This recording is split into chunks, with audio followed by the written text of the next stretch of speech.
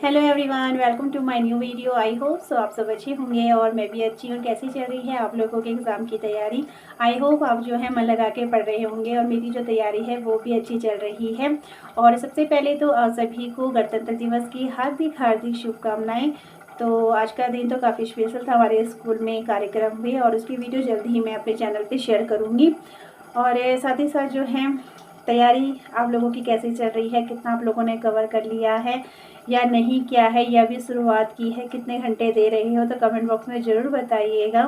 और आज तो जो है पूरे दिन भर तो नहीं पढ़ा क्योंकि आज स्कूल में प्रोग्राम थे, घर आई थोड़ा रिलैक्स किया। आज संडे भी है, आज पता ही नहीं चला कि आज संडे भी है क्योंकि हम स्कूल गए थे तो संडे का पता नहीं चला कि आज संडे था। तो बस शाम को थोड़ी देर परीक्षा वाणी पढ़ी, मतलब उत्तराखंड पढ़ी, तो बस ये है। और जैसे जैसे एग्ज़ाम नज़दीक आ रहा है टेंशन काफ़ी ज़्यादा हो रही है कि क्या होगा क्या नहीं होगा, क्योंकि ऐसे एग्ज़ाम होते हैं कि हर साल तो ये नहीं निकलते हैं, हमेशा 2-3 साल 4 साल ऐसे में एग्ज़ाम आते हैं। और अगर अगर हम ऐसे ही मतलब जो बहुत से जो शुरू से तैयारी कर रहे होंगे और जिनका अभी तक नहीं हुआ होगा, उनकी एज भी निकल रही होगी, तो कितना मुश्किल है ना, बहुत ही ज़्यादा मुश्किल है। ऐसा नहीं है कि वो लोग तैयारी नहीं कर रहे होंगे, होता है कि कभी हम इतने किस्मत साथ नहीं देती या फिर हम उतना उसको नहीं पढ़ पाते हैं या उतना अच्छा स्कोर नहीं कर पाते हैं, क्योंकि हर एक अभ्यर्थी अपनी स्तर से मेहनत कर रहा होगा। और मेहनत मैं भी कर रही हूँ और टेंशन हो रही है कि एग्ज़ाम क्या होगा क्या नहीं होगा, क्योंकि स्क्रीनिंग में ये है कि सबसे पहले तो मेरे इस विषय की सीटें बहुत कम हैं, सीटें कम हैं, तो स्क्रीनिंग की जो मेरी मैथ सब्जेक्ट की जो मेरिट है, मतलब मैंने लास्ट ईयर भी देखा था तो मतलब काफ़ी हाई गई थी। तो इस वक्त भी जो है हाई ही जाने वाली है, क्योंकि सीटें कम हैं तो हाई तो जाएगी ही जाएगी। और साथ ही साथ जो है जिनका EWS सर्टिफिकेट बना है, सच बताऊं मुझे तो ना EWS सर्टिफिकेट के बारे में बिल्कुल नहीं पता था। मुझे अभी हाल ही में पता चला है कि EWS सर्टिफिकेट का एक लिए यूज़ होता है, और मेरे जैसे बहुत सारे अभ्यर्थी भी होंगे जिनको नहीं पता होगा कि EWS सर्टिफिकेट क्या है। तो सच में मतलब मैं अपने आप को सबसे बड़ी बेवकूफ़ी बोलूँगी जो इसकी वैल्यू नहीं समझ पाई या मुझे नहीं पता था। तो चलो अब पता चला है तो जल्दी ही ये है कि मैं इसके लिए अप्लाई करूँगी ताकि आने वाला जो एग्ज़ाम हो मैं उस पर लगा सकूँ, क्योंकि इस बार मैं तो मैं लगा नहीं पाई क्योंकि मुझे पता भी नहीं था। जब मैंने LT का रिज़ल्ट देखा तो उसमें ना EWS वाले बहुत सारे कैंडिडेट्स थे, तब पता चला इसकी वैल्यू क्या है।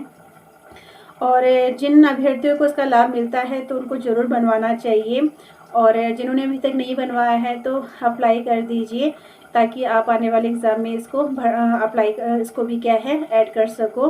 और क्योंकि वहाँ पे जब मैंने देखा ना कि EWS वाले बहुत सारे थे और उनमें से बहुत से सुनने में भी आ रहा है कुछ फर्जी भी हैं, कुछ गलत यूज़ करके बनवाए गए हैं, जिनको उसकी आवश्यकता नहीं थी, मतलब जो सर संपन्न थे, जो गवर्नमेंट जॉब वाले थे, कहीं ना कहीं उन लोगों ने भी जो है EWS सर्टिफिकेट बनाया है। तो अभी तो उसकी जांच चल रही है, तो मैं भी इसी बार जो है अब अप्लाई करूँगी ताकि जो है आने वाले एग्ज़ाम में मैं भी जो है इसको ऐड कर सकूँ।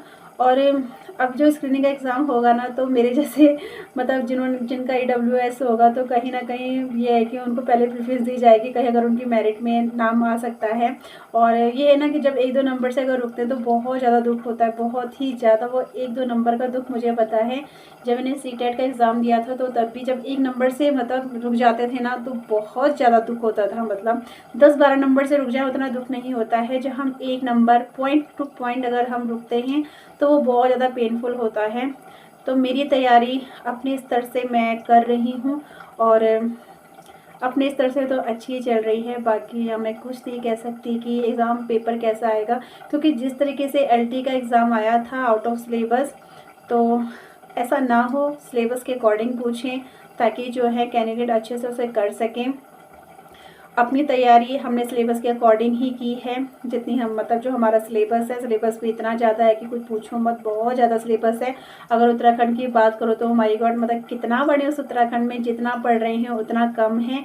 पर लेकिन जो कंटिन्यूटी में है, जो एग्ज़ाम देते आ रहे हैं ग्रुप C की, तो उनके लिए तो बेस्ट है। पर लेकिन जो हम जैसे हैं, मतलब मेरे जैसे जिन्होंने फर्स्ट टाइम उत्तराखंड पढ़ी है, आप लोग नहीं जानते मेरे लिए कितना डिफ़िकल्ट रहा होगा उस उत्तराखंड को पढ़ना। और अभी भी ऐसा है कि मतलब अच्छे बहुत चीज़ें तो जान गए हैं, पर कुछ ऐसी भी चीज़ें हैं जो हमें नहीं पता है। और अभी तो पढ़ ही रही हूँ, कभी वो स्किप हो जाता है क्योंकि जब तक हम उसे अभ्यास नहीं करेंगे ना तब तक वो माइंड से स्किप होता रहेगा। तो सबसे ज़्यादा है कि हमने जितना ज़्यादा मैटर समेट लिया है तो उसका रिवीजन करते रहिए ताकि जो है एग्ज़ाम में हम अच्छा स्कोर कर पाएँ।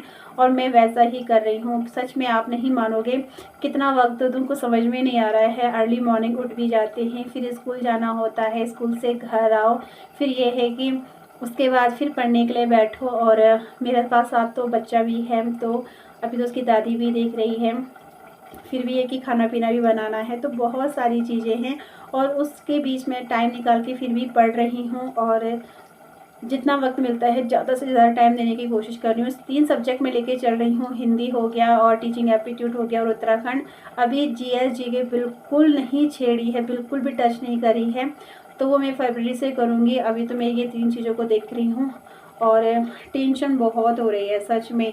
आप लोग कैसे तैयारी कर रहे हैं, कैसे आपकी स्ट्रेटजी है, कमेंट बॉक्स में ज़रूर बताना मुझे।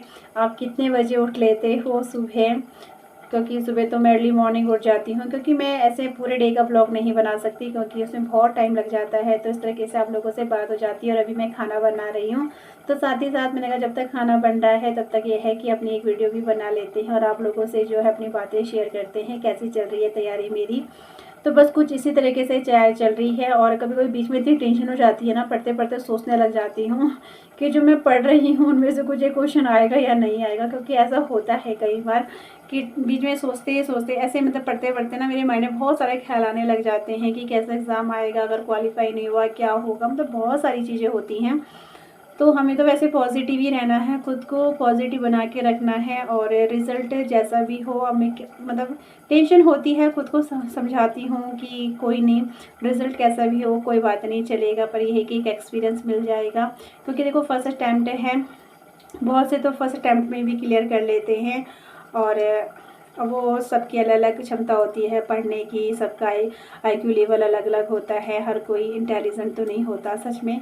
तो सबका अपना अपना आईक्यू लेवल है, सबकी अपनी अपनी वो है कि किस तरीके से वो पेपर को पढ़ते हैं, सॉल्व करते हैं। और बहुत से ऐसे हैं जो दिन रात मेहनत कर रहे होंगे, क्योंकि हमें तो सब कुछ देखना है, घर बच्चा स्कूल नौकरी सब कुछ देखना है। बहुत से ऐसे होंगे जो दिन रात इसी में लगे होंगे, और कुछ ऐसे भी होंगे जो डेली वर्क करते हुए भी पढ़ रहे होंगे और अच्छा स्कोर कर रहे होंगे। क्योंकि ऐसे बहुत सारे एग्जाम्पल मैंने देखे हैं। और कहीं ना कहीं हम उनसे भी जो है मोटिवेशन मिलता है हमें उससे कि जब ये लोग कर सकते हैं तो हम क्यों नहीं कर सकते। और तो वो ऐसे ही लोग होते हैं जिनसे हमें अभी प्रेरणा मिलती रहती है कि हाँ उन्होंने कर लिया तो हम भी कर सकते हैं। अगर हम भी हाउस वाइफ हैं, वो भी हाउस वाइफ हैं, वो भी पूरे दिन भर घर का काम करते हुए अगर कोई एग्ज़ाम निकाल सकती हैं तो हम क्यों नहीं निकाल सकते हैं। तो बस यही एक मोटिवेशन मिलता रहता है। और साथ ही साथ जो है उसी मोटिवेशन से मैं भी जो है मोटिवेट भी होती हूँ। बाकी अपनी जो बाकी चीज़ें हैं उनसे भी मुझे मोटिवेट मिलता है कि नहीं पढ़ना है, इस तरीके से कोई नहीं, रिज़ल्ट अब जैसा भी होगा देखा जाएगा। फिर भी ना बताए खुद को संभालती हूँ, फिर से बहुत सारे नेगेटिव थॉट्स आते ही आते हैं। चाहे कुछ भी कहो, पढ़ते पढ़ते तो मेरे दिमाग में बहुत सारे नेगेटिव थॉट्स आ ही जाते हैं कि अगर ऐसा नहीं होगा तो ऐसा होगा, ऐसा नहीं होगा तो ऐसा होगा। तो ये चलता ही रहता है।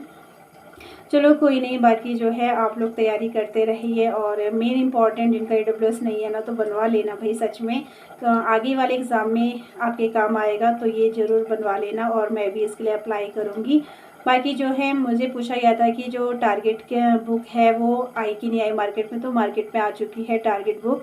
क्योंकि वो हमारे साथ की जो एक मैम हैं तो उन्होंने ली है टारगेट की जो बुक है लेक्चर स्क्रीनिंग के लिए।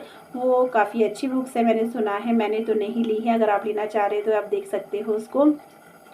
बस चलो वीडियो को एंड करते हैं। बाय बाय टू एवरीवन, मिलते हैं कल की वीडियो में।